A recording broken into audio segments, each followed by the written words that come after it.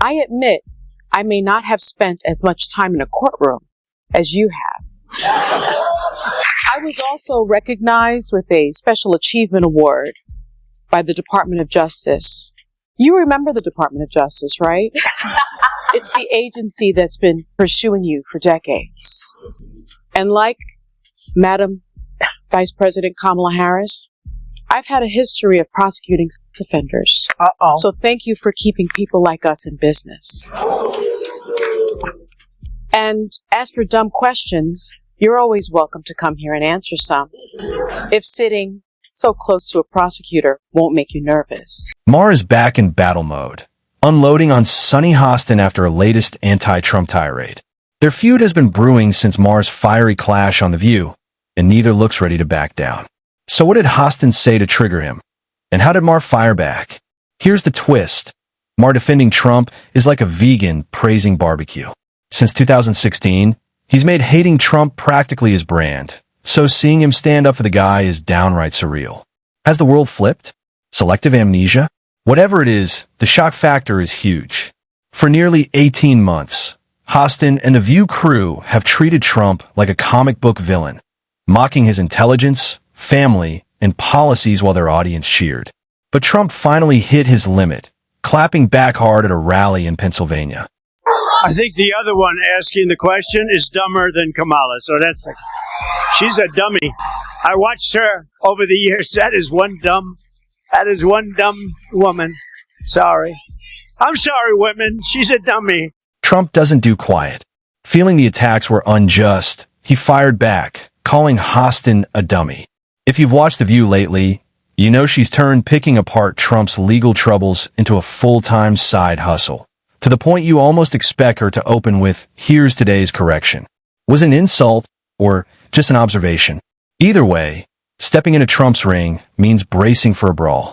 Hostin wasn't about to fold. She doubled down, blasting Trump over his legal battles and questioning his 2024 ambitions. You remember the Department of Justice, right? It's the agency that's been pursuing you for decades. And like Madam Vice President Kamala Harris, I've had a history of prosecuting sex offenders. So thank you for keeping people like us in business. And as for dumb questions, you're always welcome to come here and answer some, if sitting so close to a prosecutor won't make you nervous. I'll even give you a free View mug, not to be confused though with the mugshot, because that's your area. We gotta hand it to Hostin. She delivered her attacks with the calm precision of a mob boss. Cool, calculated, and grinning like she'd already won.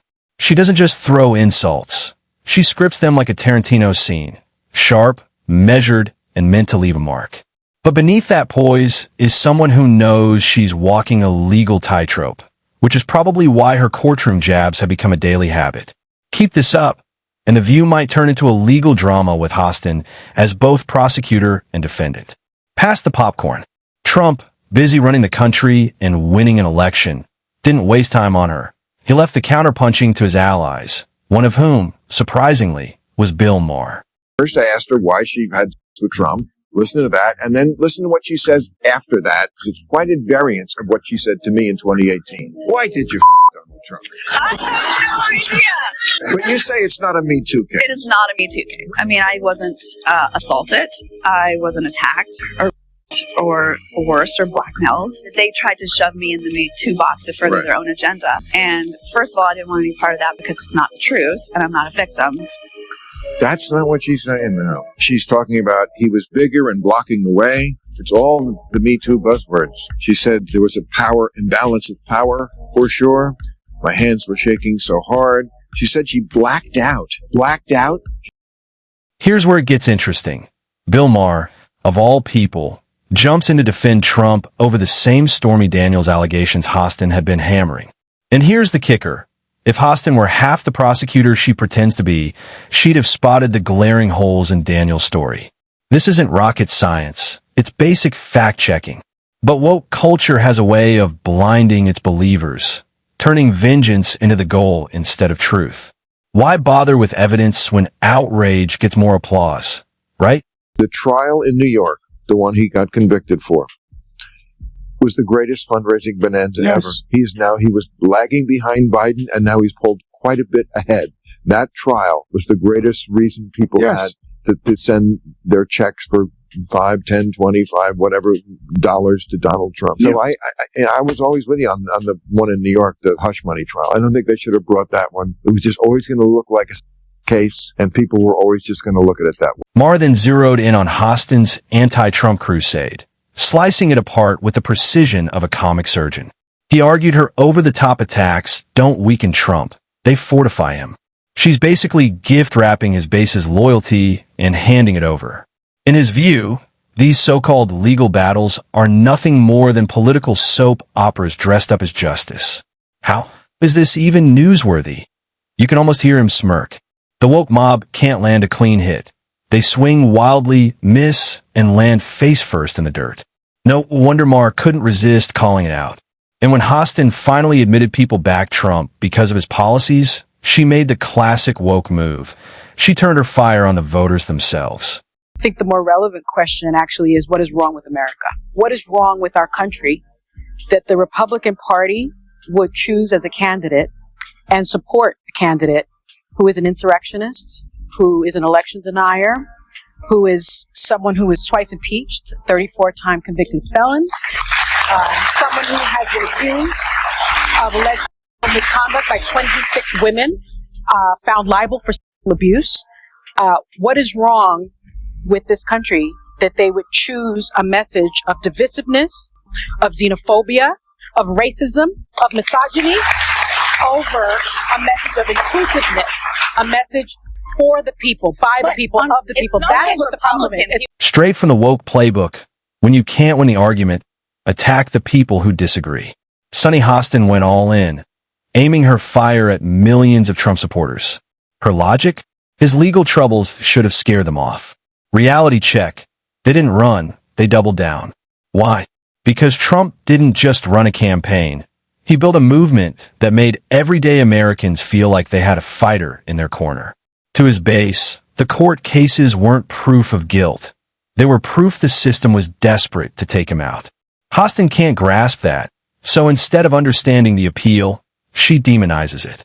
Classic woke culture.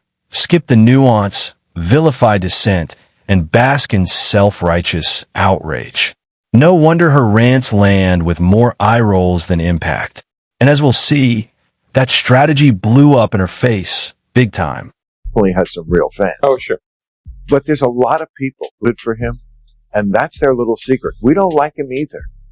We just vote for him because the stuff that you guys do on your fringe is scarier to us than what he's doing, which is saying a lot. And quite with them, but I get it. Bill Maher broke it down. People didn't flock to Trump because of his personality. They liked his policies. Border security, economic stability, and common sense versus a woke circus debating whether 12-year-olds should transition without parental consent. Not exactly a tough call. Maher skewered the absurdities. Trans women in women's sports costing female athletes medals. Rewriting history. Canceling anyone who existed before 2016. All of it, he argued, makes Trump look like the most rational guy in the room. While the woke mob obsesses over pronouns, average voters are asking about gas prices and crime. It's like offering a kale smoothie to someone who's starving. They want substance, not virtue signaling. Messy or not, Trump feels like fresh air compared to the stale woke hot air. And here's where Hostin's strategy really backfired. Only about 31% of Americans trust our healthcare system. We have a terrible healthcare system. And, you know, doctors suffer because of big corporations as well. Doctors that want to do good, like my husband, you know, operates on someone even though they don't have insurance and then has to sue health insurance companies to get paid for the work that he's been trained his whole life. Did Sunny Hostin just toss her own husband under the bus? Oh, absolutely. Karma lovers, grab your popcorn. This is poetic justice on full display. Just 2 months ago, Sunny was gleefully torching Trump over his politically motivated legal troubles while conveniently ignoring her own closet big enough to host a marching band. Turns out, while she was preaching moral high ground on The View, her husband was reportedly tangled up in some good old-fashioned insurance fraud. Classic woke move. Lecture the world while ignoring the dumpster fire in your own backyard. Sunny's too busy combing through Trump's tax returns to notice the mess at home. If hypocrisy were an Olympic sport, she'd sweep gold, silver, and bronze. Maybe next time, she'll spend less time virtue signaling and more time vetting her inner circle. But here's the kicker. This karma train isn't done with her yet. Sunny Hostin, an orthopedic surgeon and husband of the View co-host, Sunny Hostin is accused in December lawsuit fraudulently billing insurance. By the way, this is a Daily Caller story I'm reading. The lawsuit alleges Hostin knowingly provided fraudulent medical and other healthcare services in exchange for kickbacks and or compensation, and names him among nearly 200 defendants in one of New York's largest RICO cases. Wow. That's right. Insurance fraud was just the warm-up. Reports link Hostin's husband to something far more serious. RICO charges. Yes, RICO, as in mobster-level crimes, not PDA drama. If these stick, he could be spending more time in court than Trump. The irony? While Sunny's railing against Trump's legal woes, her own husband could be starring in his own courtroom saga. Poetic justice doesn't get better than that. And now that Trump's back in the political ring, Hostin might want to tread lightly. Tables have a way of turning hard. Honestly, if this saga gets any juicier, Netflix should start bidding for the rights. And speaking of karma, remember when Whoopi Goldberg went after Bill Maher? And I think he's forgetting that people are still at risk who cannot get vaccinated. People who can't get little kids under the age of 5. Yeah. Or people with health conditions. How dare you be so flippant, man? It all started when Bill Maher dared to suggest, brace yourself, that life should return to normal after COVID. Shocking, right?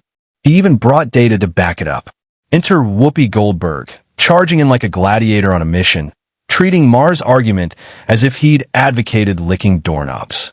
Her outrage was pure theater, performative fury from the self-appointed guardians of the right way to think. Why debate when you can just shout? But karma wasn't taking the day off. Shortly after a fiery takedown of Maher, Whoopi was suspended from The View for claiming the Holocaust wasn't racially motivated, a statement that detonated online. The twist? Maher himself didn't see it as karma. He thought the network overreached and shouldn't have benched her at all. Saying that Whoopi Goldberg getting yanked from The View right after she attacked me on The View is karma. There's no such thing as karma. Sorry. Sorry, but life is random. The only word to describe it when a big game hunter gets trampled by an elephant and then eaten by lions is hilarious. We've all seen this pattern before. Sunny Hostin and Whoopi Goldberg take a swing at Donald Trump or Bill Maher, and it boomerangs back with spectacular force. Call it karma, call it irony. Either way, it's a plot twist worth watching. Take Hostin.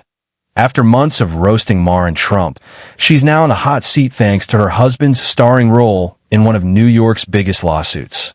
And while Maher and Trump might be on opposite ends politically, they both tend to stand on the side of truth, a pesky little detail that has a way of prevailing.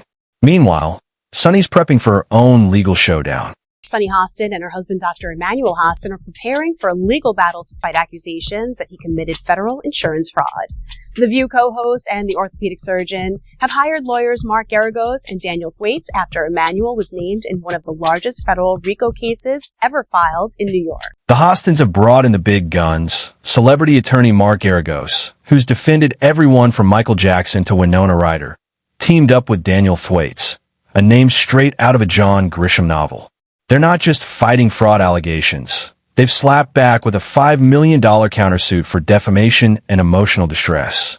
Sunny calls the lawsuit a desperate smear, but preaching morality on national TV gets tricky when your own household is allegedly knee-deep in insurance fraud. Here's the kicker. None of this would be happening if Sunny had mastered the art of shutting up.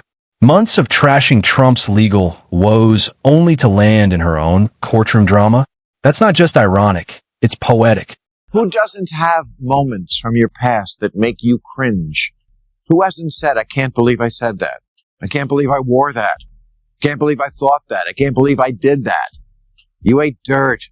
Bill Maher's advice? Everyone's got skeletons, so maybe don't act like you're spotless.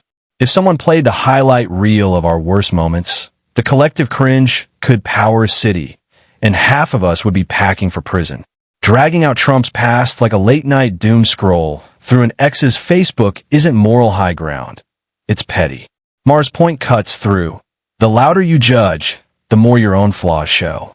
In politics and media, truth and humility, not hypocrisy, are the real stars.